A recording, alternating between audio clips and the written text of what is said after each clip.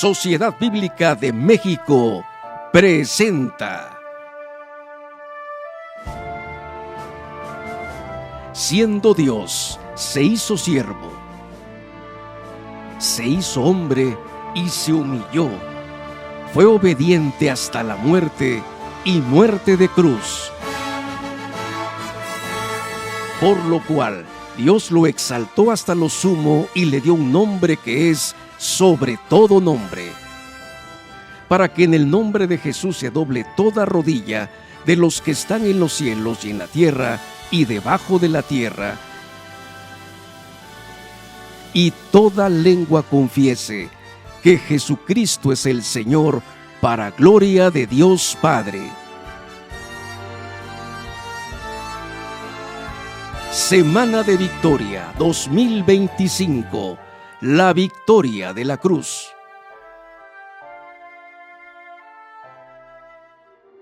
Hola, es un privilegio celebrar juntos Semana Santa. La resiliencia es la capacidad de una persona o comunidad para adaptarse positivamente a las situaciones difíciles. Desde una perspectiva bíblica, la resiliencia puede entenderse como la capacidad de mantenerse firme ante las pruebas y dificultades de la vida, confiando en la gracia y en las promesas de Dios. Esta resiliencia no depende de la fortaleza humana, sino en la dependencia de Dios. Por lo tanto, al confiar en Él y mantenernos firmes en su palabra, podemos superar las pruebas de la vida y crecer y experimentar la paz que solo Él puede dar. El ejemplo supremo de esta entrega y la confianza lo encontramos en nuestro Señor Jesucristo, quien siendo Dios se hizo siervo, se hizo hombre y se humilló. Fue obediente hasta la muerte y muerte de cruz.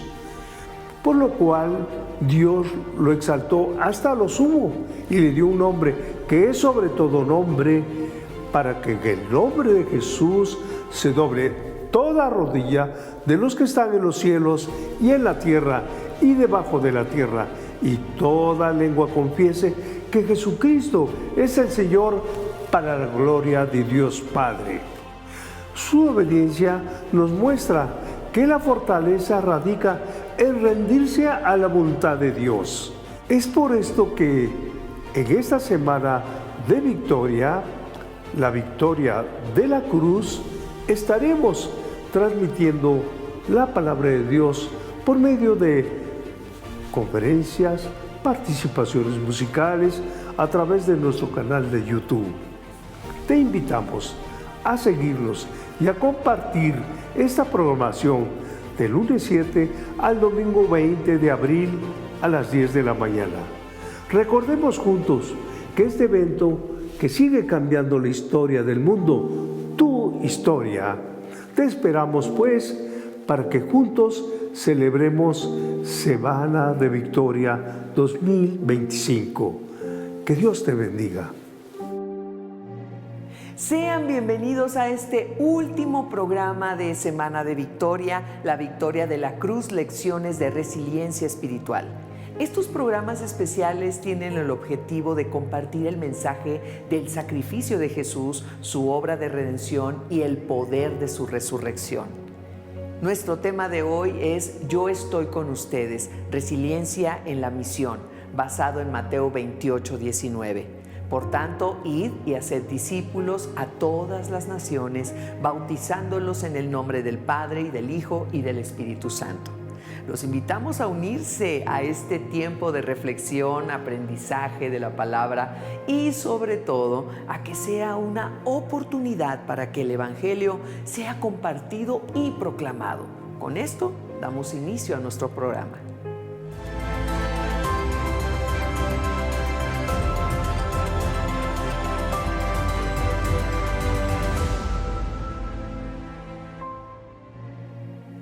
Jesús encomendó a sus discípulos continuar no dejándolos solos en su obra, demostrando que la resiliencia también es compromiso con el propósito eterno de Dios.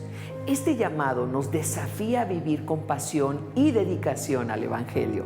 Para profundizar más en este tema, démosle la bienvenida a nuestro amigo el Dr. Samuel Pagán, quien es ministro ordenado de la Iglesia Cristiana Discípulos de Cristo, reconocido y apreciado biblista puertorriqueño que ha publicado más de 60 libros y cientos de artículos. Ha trabajado en la edición y preparación de 5 Biblias de estudio y colaborado en decenas de proyectos de traducción de la Biblia en América Latina, Europa, África y en el lejano y Medio Oriente. Vamos a escuchar su conferencia. Saludos cordiales en el nombre del Señor Jesucristo. Le habla su buen hermano y amigo, el doctor Samuel Pagán. En esta ocasión me gustaría hablarles de el mensaje de Jesús de Nazaret, que habla de cómo el Señor se movió de la cruz a la victoria. Cómo superó la adversidad de enfrentar la animosidad del Imperio Romano, la hostilidad del liderato judío de la época. Un amigo lo vendió, otro lo negó. Cómo Jesús de Nazaret superó esas adversidades para llegar a la victoria y junto a la victoria llevarnos a nosotros en el nombre del Señor. Permítanme comenzar este diálogo con ustedes indicando lo siguiente. Desde el día 1, Jesús de Nazaret tuvo que enfrentar adversidades, tuvo que enfrentar conflictos, tuvo que enfrentar problemas inesperados y los superó en el nombre del Señor. Desde su nacimiento, cuando las fuerzas de Herodes se organizaron para asesinarlo y sacarlo del camino, Jesús de Nazaret recibió la gracia de Dios para superar adversidad tras adversidad, y esta línea de conflictos lo llevó a la semana final, a la Semana Santa, que también venció en el nombre del Señor. Pero todos estos desafíos están relacionados con un ministerio transformador. Jesús de Nazaret comenzó a enseñar en la Galilea, también en Jerusalén, y comenzó a enseñar la palabra de la esperanza y la palabra de la vida. Por eso el Imperio Romano se preocupó, y por eso algunos rabinos de Jerusalén también estaban profundamente preocupados por las contribuciones de Jesús de Nazaret, que le podía quitar la autoridad a ellos. Entonces se organizaron para tratar de superar este problema que venía desde la Galilea y que tenía nombre y apellido: Jesús de Nazaret. Jesús comenzó a enseñar, comenzó a predicar, y cuando enseñaba hablaba del reino, hablaba de la esperanza, de la vida. Sus enseñanzas no eran para halagar la musicalidad del oído. Sus enseñanzas estaban ligadas con la transformación del ser humano, con la liberación de las personas, con la sanidad, con la restauración de las familias. Su mensaje no estaba al servicio ni deseaba halagar la musicalidad del oído.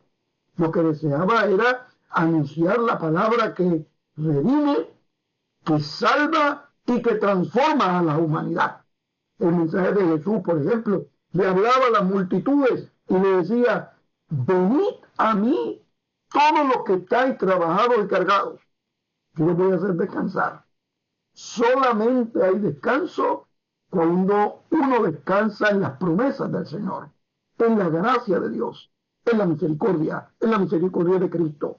Su mensaje hablaba a la historia y al mundo y le decía a la humanidad: venid a mí todos los que estáis trabajados y cargados. Una palabra poderosa, porque el descanso permanente, eterno y transformador se descubre en medio de la gracia del Señor. Hablaba y le decía a la humanidad: bienaventurados sois cuando digan toda clase de mal contra vosotros mintiendo.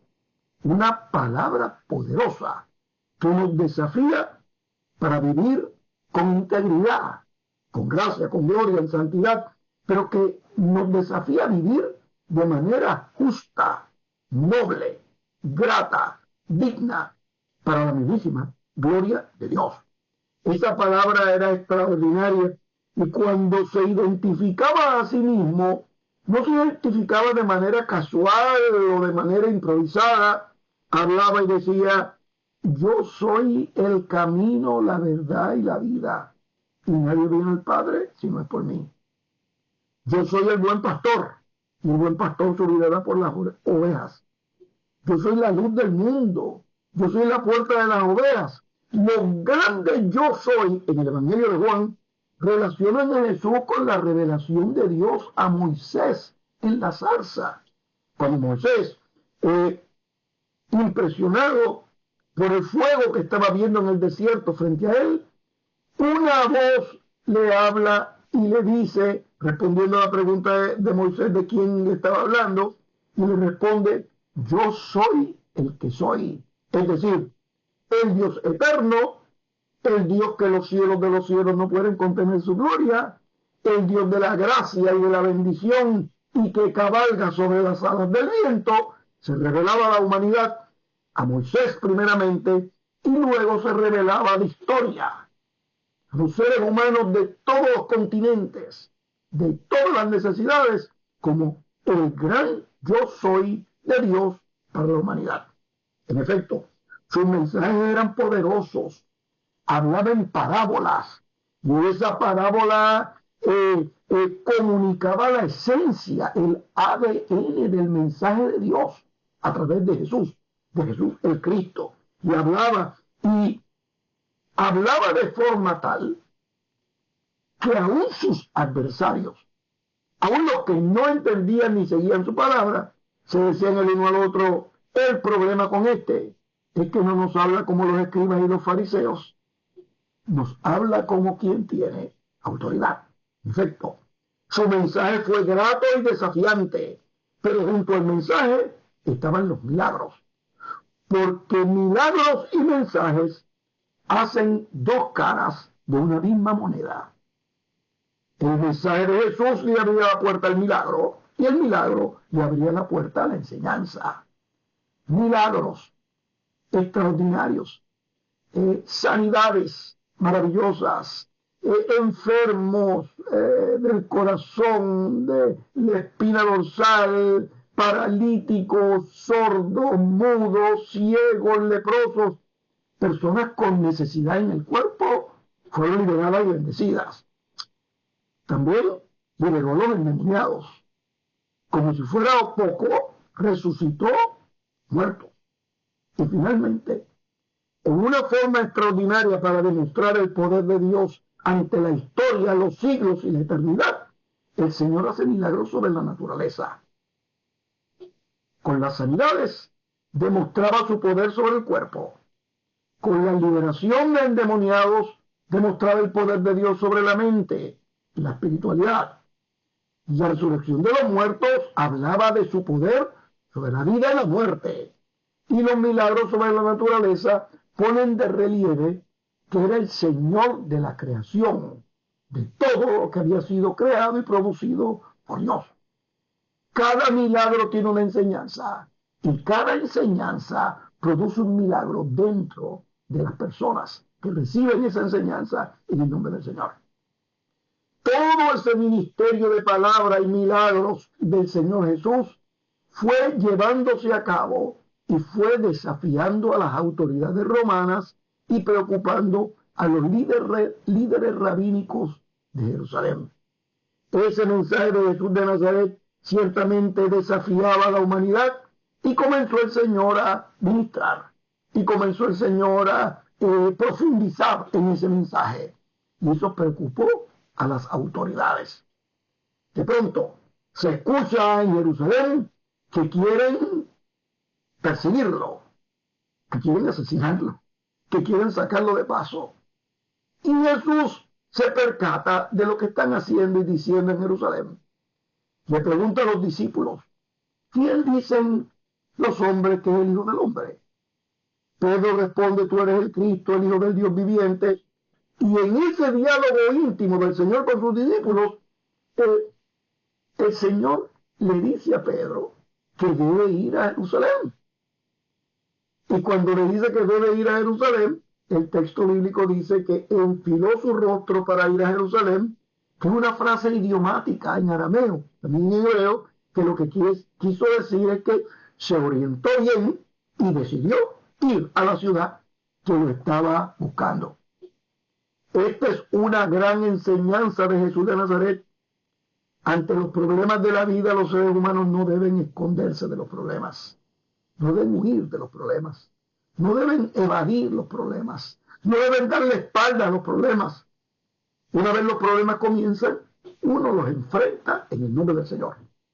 Jesús, por lo menos en 3 ocasiones, indicó a los discípulos que debía ir a Jerusalén. Algunas personas piensan que el Señor fue a Jerusalén porque no sabía lo que le esperaba. No es verdad. En 3 ocasiones el Señor habló de ir a Jerusalén. La primera ocasión dice que le es necesario ir a Jerusalén.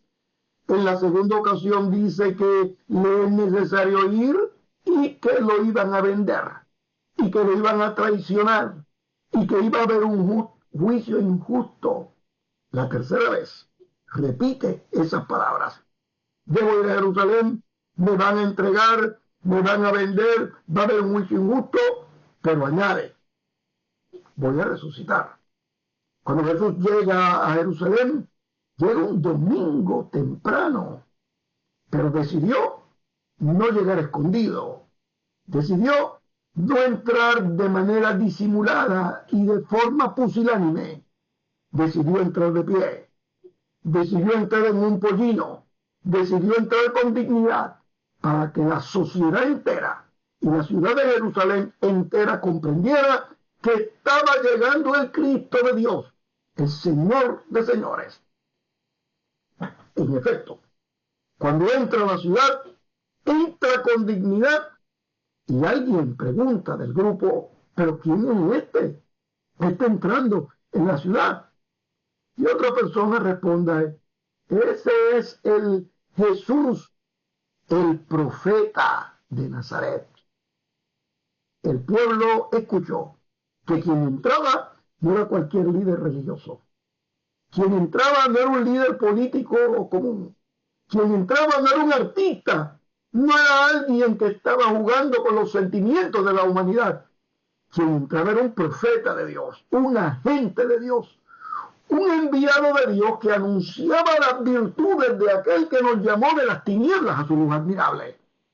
Llega con autoridad y pasa una semana enseñando en las escalinatas del templo. Durante la semana que Jesús estaba en Jerusalén, la temperatura comenzó a aumentar. La cruz ya no era teórica. La crucifixión no era hipotética. La destrucción y el asesinato de Jesús no era algo figurado. Poco a poco se organizó. El Señor decide celebrar con los discípulos una fiesta, la fiesta de la Pascua. Y es interesante que cuando estudiamos la fiesta en ese contexto, en un momento de persecución, angustia y muerte, Jesús celebra la liberación. La fiesta de la Pascua celebra la liberación del pueblo hebreo de las garras del faraón de Egipto. El Señor, en medio de la adversidad y del dolor, comienza a celebrar el poder de Dios, la autoridad de Dios, la virtud de Dios. Comienza a decirle al pueblo que él está confiado en un Dios que libera, en un Dios que transforma, en un Dios que cumple sus promesas, y en un Dios que, de acuerdo al texto bíblico, da vida y vida en abundancia. La tensión en la ciudad siguió en aumento. Jesús se percata de ello con los discípulos. Saca un espacio para orar en el huerto de Getsemaní. Las grandes decisiones en la vida no se toman de manera casual. Las grandes decisiones de la vida no se toman de forma improvisada. Las decisiones importantes de la vida se toman en un ambiente de oración, porque la oración nos despeja la mente y nos da capacidad de análisis para descubrir el origen de los problemas, para descubrir la mejor actitud nuestra ante la adversidad, La oración nos permite escuchar la revelación divina para actuar de manera adecuada, prudente y efectiva para la mismísima gloria de Dios. Cuando está orando en el Getsemaní, la primera vez los discípulos se quedan dormidos. La segunda vez se vuelven a quedar dormidos. La tercera vez, cuando estaban dormidos, el Señor se acerca a los discípulos y les dice: pónganse de pie. Se acerca el que me entrega. Y cuando le dice esas palabras a los discípulos, el silencio de los tiempos se rompe y se escucha una voz potente en el anonimato de la noche y en la oscuridad que grita: ¿dónde está Jesús el Nazareno? En ese momento, el Señor se pone de pie y dice: aquí estoy yo. No se escondió, no evadió la situación, no huyó, sino se enfrentó al problema con autoridad. Y de acuerdo con el texto bíblico, tan pronto el Señor dice: aquí estoy yo, los que llegaban con antorchas y palos cayeron al piso, porque se dieron cuenta que no estaban trabajando y no estaban persiguiendo a cualquier persona, estaban persiguiendo al Señor de la vida, de la gracia, del poder, de la virtud y de la misericordia. Toman al Señor, lo acusan injustamente, lo declaran culpable, lo azotan, lo hieren, lo ofenden y lo llevan a la cruz y lo asesinan. En este proceso, el Señor demostró su poder extraordinario. En ese proceso, el Señor demostró que sabía en quién creía. En la cruz, perdonó y imploró a Dios por el perdón para quienes los crucificaban. En la cruz, perdonó a uno de los que estaba crucificado con él. En la cruz le habló a sus seres queridos. En la cruz habló con Dios. En la cruz dijo, de acuerdo al texto bíblico, lo que nosotros conocemos como las 7 palabras de la cruz, que no eran solamente palabras y frases. Posiblemente el Señor estaba recitando los salmos. De la misma manera que el día de hoy, en un momento de tensión, nosotros recitamos un salmo: aunque ande en valle de sombra y de muerte, no temeré mal alguno.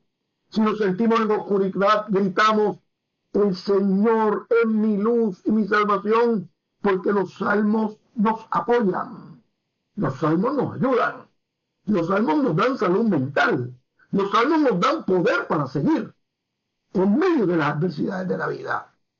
En efecto, Jesús de Nazaret llega, lo crucifican, en el momento del dolor sigue testificando la gracia y el poder de Dios, y de pronto muere. Los romanos dijeron: acabamos con el problema que venía de la Galilea. Las autoridades rabínicas de Jerusalén dijeron: acabamos con este profeta que estaba tratando de ponernos en mal estado con el pueblo. Y cuando ya todos pensaban que habían acabado con el problema que se llama Jesús de Nazaret, al tercer día el Señor resucita de entre los muertos. Deja la muerte atrás, la desesperanza atrás, el cautiverio atrás, los dolores, las lágrimas, los cautiverios de cualquier tipo en la vida quedan atrás, porque con su resurrección, Jesús de Nazaret, el Cristo de Dios, se convierte en la muerte de la muerte. Enfrentó la vida con autoridad. Enfrenta la muerte con dignidad y resucita en gloria para la mismísima bendición y gloria de Dios. Yo quiero que nunca olviden lo siguiente: para saber resucitar, primeramente hay que saber morir. Para saber morir, primeramente hay que saber vivir. Para saber vivir, hay que descubrir y disfrutar al autor de la vida, y aquel que clamó y gritó a los 4 vientos: Yo soy la resurrección y la vida. Y el que cree en mí, aunque esté muerto, vivirá. Resucitó. Y pasó de la cruz a la victoria. Resucitó. Y se movió del dolor a la virtud eterna de Dios. Resucitó. Y pasó de las lágrimas al contentamiento eterno. Porque no hay fuerza en la vida. No hay poder en la humanidad. No hay equipo alguno en el globo terráqueo que pueda detener el paso triunfante de un Cristo de Dios. El que clamó y dijo con seguridad que Él era el Señor del mundo y la luz del mundo. Y por ser la luz, se especializaba en iluminar a la humanidad. En la fase final de su ministerio, le habló a los discípulos con intimidad de corazón y corazón. Antes de Pentecostés, antes de ascender, luego de la resurrección, le dice a los discípulos: yo voy a estar con ustedes todos los días hasta el fin del siglo.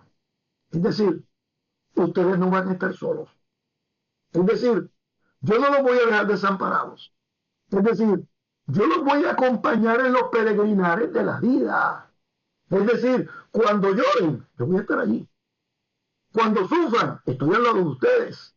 Cuando tengan que enfrentar las adversidades de la vida, escuchen la palabra del profeta Isaías, que les recuerdo: consolaos, consolaos, pueblo mío, así dice el Señor. Antes de ascender, luego de resucitar, después de moverse de la cruz a la victoria, el Señor le recuerda a los discípulos: yo voy a estar con ustedes. En el espíritu del profeta Isaías, que decía: Él da esfuerzo al cansado y multiplica las fuerzas al que no tiene ninguna. Los muchachos se fatigan y se cansan. Los jóvenes flaquean y caen, pero los que esperan en el Señor cobrarán nuevas fuerzas. Correrán y no se cansarán. Caminarán y no se fatigarán. De la cruz a la victoria. Ese es el modelo de Jesús de Nazaret. Les ha hablado su buen hermano y amigo, el doctor Samuel Pagán. Bendecimos y agradecemos a nuestro amigo Samuel Pagán por compartir la palabra con nosotros en este día. Qué bueno que sigan con nosotros. Gracias por enviar nuestro link a sus contactos de redes sociales.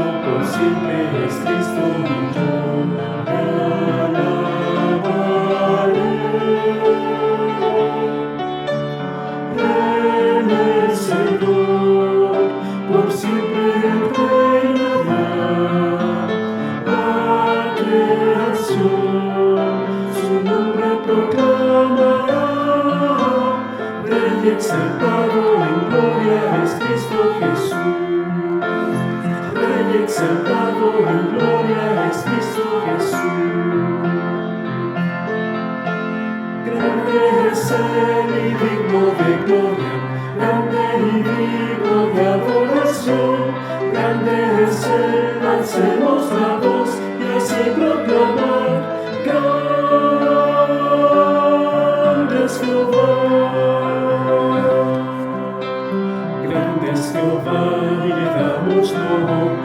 grande poder y su amor. Grande es Jehová y su fidelidad, y su amor para siempre será. Grande es Él y digno de gloria, grande y digno de adoración. Grande es Él, alcemos la voz y así proclamar: grande es Jehová.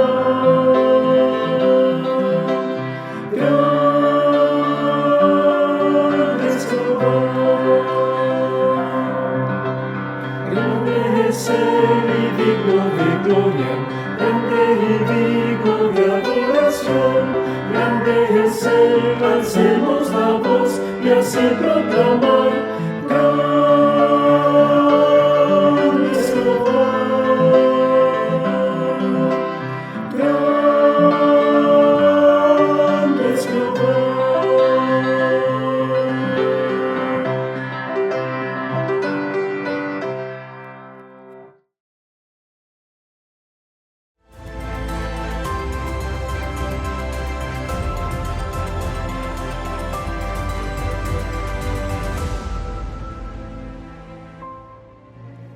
En Mateo 28, 19, Jesús nos da la gran comisión, un llamado a compartir el amor y la salvación de Dios con todas las personas del mundo. La palabra id es un llamado a la acción. Jesús nos está diciendo que no nos quedemos quietos, sino que salgamos y compartamos las buenas noticias con los demás. Démosle la bienvenida a nuestro amigo el pastor Dirk Evers, secretario general de Sociedades Bíblicas Unidas, quien nos ayudará a adentrarnos más a este tema. Buenos días, amigos. It's very good to be with you again, a privilege to share some reflections on the Great Commission, as we call it, with you in this, your Holy Week reflections. That resounding word of Jesus, recorded in Matthew chapter 28. Go therefore and make disciples of all nations, baptizing them in the name of the Father, the Son, and the Holy Spirit, and teaching them all I have commanded you. The mission of the church summed up in a sentence, in a commission, moreover, from none other than the Lord himself. In essence, what Jesus was saying to the disciples, and we have warrant to believe that until the Lord withdraws that commission,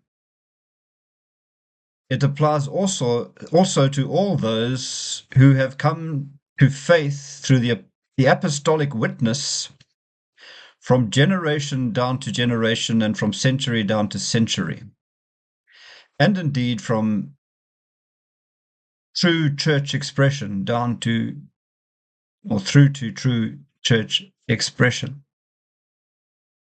Of course, there are differences. We cannot simplistically place ourselves on that mountaintop or hilltop alongside Jesus and his disciples. The world is very different. And the church finds itself in the conduct of its mission in a different context. When Jesus gave the commission to the disciples, they were the only ones who believed in him. There are now believers right across the face of the earth. In every part of the world, there are believers. In some parts, there are very few believers, little pockets, but nevertheless, there are believers. And so, when we receive the commission, with Jesus saying to us, this is what I have done, referring to the cross and the resurrection, whereby he achieved salvation for all humankind, saying to us in effect through this commission, this is what I have done, not just for you, but for all humankind. And this is what I want to continue to do. I want everyone to know about this. And I want everyone to have the opportunity to receive it. And I want to do this through you. Just reflect for a moment on the wonder of that commission to us. I want to do this through you. And thinking about the difference in the context in which the church is placed today compared to some 2,000 years ago, at that time, the disciples had to take Christianity, as we might call it, or the gospel, to be more precise, to the world. Mark's version of the Great Commission says, go into all the world and preach the gospel. So wherever they went, the people hadn't heard it. We now live in contexts where just about anywhere we go, there'll be someone who has heard it, and there'll be someone who has responded. In the great missionary expansion of the church, a couple of centuries ago, it was also working on the presumption that they were going to places where people where no one had heard the gospel. I don't think we can make that presumption anymore. So really, we need to wise up to the fact that even when Jesus gave that commission to the disciples on the hilltop, he wasn't saying, look, you go and I'll stay around. I'll just go put my feet up and relax. I've done my work, so you now go off and do this. Because he said, I am with you always, even to the end of the age. So Jesus was with them wherever they went. But we can say more than that, Jesus went before them. The Holy Spirit prepared people's minds and hearts to receive the gospel and to respond. Even more so in our context today, God is working already. There's very few, if any, places we can go in the world where God is not already working, where Jesus isn't already at work, and where there aren't some people, even if it's just a few, who somehow have heard the gospel and have responded. So we need to connect. So we need to think about mission not in terms of us taking something to them, but we together connecting with what God is already doing in a certain place and with the people who are already responding and coming alongside them to help them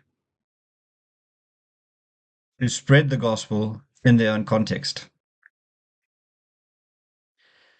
There is a subtle difference, but a very important difference between that and the classical understanding of mission. But if we talk about resilience in mission, because mission has always carried great challenges. There are great heroes of the missionary endeavor who have given their lives, literally, in the Lord's service. Some have devoted their entire lives to it. Some have been martyred in the process. We might find that similar things happen today, and we have maybe another set of challenges today that might not have fully existed in the time of the disciples, but fundamentally the challenges don't really differ. It's not, Jesus never said it would be easy. There's sometimes this hardness of heart, sometimes this ideological systems, sometimes it's political systems. It's in the context of all of these that the Great Commission is fulfilled today, and no less so than then do we have to be as wise as serpents and as gentle as doves. But it is fundamental that we don't embark on mission, on fulfilling the Great Commission if we don't first hear what Jesus said before the therefore. He said, therefore, go. And therefore refers back to what he has said all authority in heaven and on earth belongs to me, has been given to me. So the one who sends us, the one who's with us, the one who goes before us, is the one who holds authority over all matters of heaven and of earth. Mission resilience begins with the understanding of this fact. Therefore, we go in his name and not in our own. We go in his word and wisdom and not in our own. We go in his power and not our own. That's why Jesus said, wait until the Holy Spirit comes upon you. Do not start this work until you can go in the power of the Holy Spirit. So mission resilience begins with that understanding. And I want to just reflect on what constitutes the basis for mission resilience. And we can reflect back to the theme for the week in Philippians chapter 2, which just, by the way, happens to be the passage that my wife and I had read at our wedding, because we just loved the way it spoke about being like-minded, and then also this whole example of Jesus in that self-emptying, the kenotic Christology, as it's called by the scholars, this emptying from the Greek word. And I think that kenotic energy, we could call it, that Jesus displayed in such exemplary fashion when he humbled himself even unto the point of death on the cross, that even though he held all things in his hands, he gave up. This kenotic energy, we could call it, can lead in mission to a kinetic energy. If we think about what the scientists call this kinetic energy, which is the energy of motion, and I think there's a spiritual form of kinetic energy as well. It's that which drives us, that's what propels us, that's what energizes us, that's what moves us. And it is as we empty ourselves, so we are filled with the presence of Christ, we are filled with the presence of the Holy Spirit and the power of the Holy Spirit, and we can become other-centered. So it's love that draws us, and it's love that empowers us. And this resilience can be demonstrated, I would suggest, in at least 3 areas. Firstly, personal. So we need to have personal resilience when it comes to mission. That means we need in our own lives to be filled with the grace, the presence, the love of Christ. We need to be reliant on the power of the Holy Spirit. We need to be grounded upon the Word. That's where our energy comes from for this resilience. We need to be, just like physically, we need to be fit, and we need to be eating well, proper whole foods for our body to digest and give us energy and strength. So spiritually, we need to be eating solid food, the Word of God, not processed food, the Bible. And we need to be grounded solidly. And then what I would call corporate resilience. And by that I mean the body of Christ. As we connect with different parts of the body of Christ, that we be rooted and grounded in prayer in our mission, that we be open to the guidance of the Holy Spirit in our mission, that we embody Proverbs 3 and verse 6 in our mission. Lean not on your own understanding, but acknowledge the Lord in all your ways, and he will direct your paths. And then finally, organizational resilience. And notice that I differentiate between corporate resilience, which are spiritual disciplines that we embrace together. And that can apply to church, obviously. It can apply to a Bible society. It can apply to a mission organization. And then there's organizational resilience, where we enter more into those factors that are common to all organizations, whether they be faith-based or secular. And that relates to areas of good governance,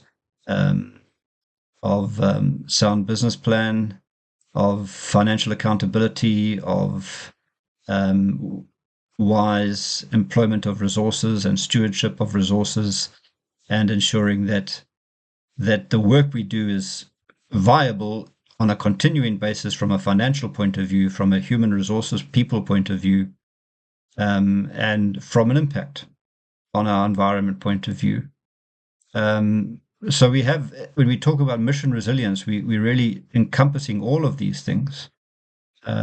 Personal resilience, corporate resilience, and organizational resilience. But it fundamentally begins with the understanding that we do not go in our own name and in our own strength. Whether individually or together, we go in the name of Jesus and in the authority of Jesus and in the power of Jesus. May God bless you as you remember the incredible events that we remember this week, as we reflect on the path of Jesus through the week that led to the cross, and as we reflect on the agonizing time that our Lord spent upon the cross, when we reflect on his death, and when we celebrate and rejoice in the incredible reality of his resurrection. All of this is the why of our mission. And may God bless you. Bendecimos y agradecemos a nuestro amigo Dirk Gebbers por su participación en nuestro programa.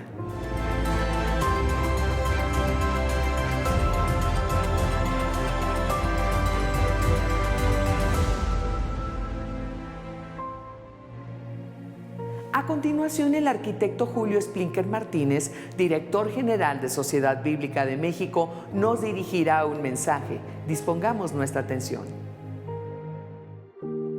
Hemos llegado al final de esta serie de conferencias. La victoria de la cruz. Dice la palabra de Dios, siendo Dios, se hizo siervo, se hizo hombre y se humilló. Fue obediente hasta la muerte y muerte de cruz, por lo cual Dios lo exaltó hasta lo sumo y le dio un nombre que es sobre todo nombre, para que en el nombre de Jesús se doble toda rodilla de los que están en los cielos y en la tierra y debajo de la tierra, y toda lengua confiese que Jesucristo es el Señor, para la gloria del Padre. Este evento que sucedió hace 2000 años cambió la historia de la humanidad en un antes y un después. Puede cambiar tu historia. Cada mensaje vino del corazón de Dios especialmente para ti. Por eso agradecemos la participación de los pastores, pastoras, evangelistas, ministerios y amigos de otras sociedades bíblicas que compartieron con nosotros sus valiosas reflexiones. Gracias a todos ustedes por ser un canal de bendición. De manera especial, damos gracias a Dios por la vida de nuestro secretario general, el reverendo Dirk Gebbers, a los miembros de la Junta de Directores y a todos los que han seguido las transmisiones. Los animamos para que, con gran pasión y nuevas fuerzas, sigan compartiendo el mensaje de salvación. Como dice el Salmo 107:20, envió su palabra y los sanó y los libró de su ruina. Y esto haremos para que ningún mexicano se pierda. Que Dios los bendiga y muchas gracias.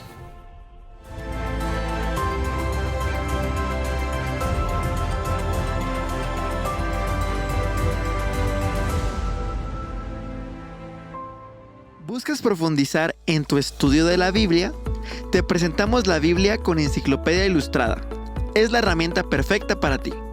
Con más de 228 páginas con ilustraciones a color, esta enciclopedia te ofrece una visión detallada de la historia y el significado de la Biblia. Además, cuenta con la edición completa de la Biblia en la traducción Reina Valera 1960. Pero, ¿qué tal si quieres ir más allá? La Biblia de Estudio Esquematizada te permite analizar y comprender los textos bíblicos de manera clara y concisa. Cuenta con esquemas, notas, referencias cruzadas, tablas cronológicas y más. Con estas 2 herramientas podrás profundizar en tu fe y enriquecer tu comprensión de la Biblia.